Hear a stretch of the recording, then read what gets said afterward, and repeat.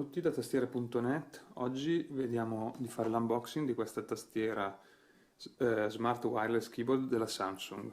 Come potete vedere la scatola è molto compatta.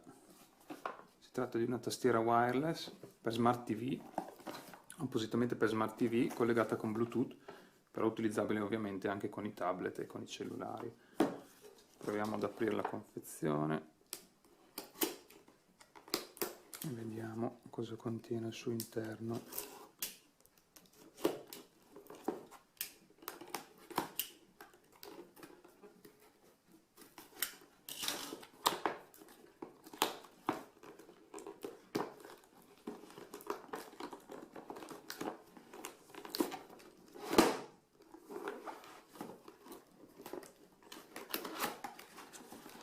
Eccoci qua.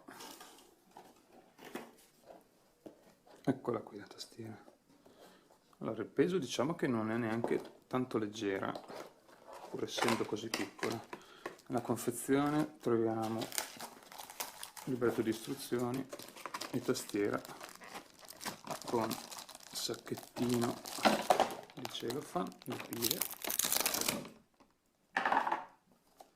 Eccole qua, classiche pile stilo AA. Allora, la tastiera eccola qui. Togliamola dal suo cellophane, diciamo veramente molto bella. Allora, in questa parte, qui sulla destra, questi comandi praticamente sostituiscono un comune telecomando per TV.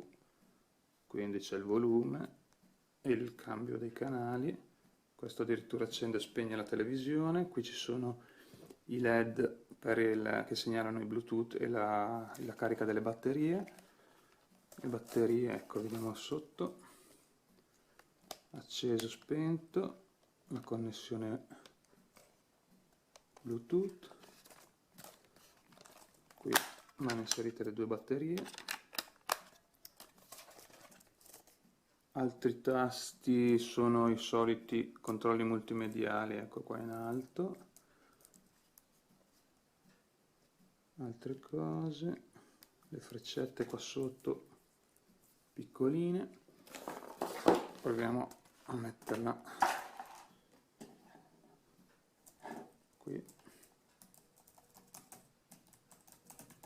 Sì, il feeling dei tasti assomiglia un po' a quelli della Apple, dei Mac. Comunque bella stabile. Beh, diciamo che siamo di fronte veramente a un bel prodotto, veramente un bel prodotto Samsung. Vedete qua, molto piatta.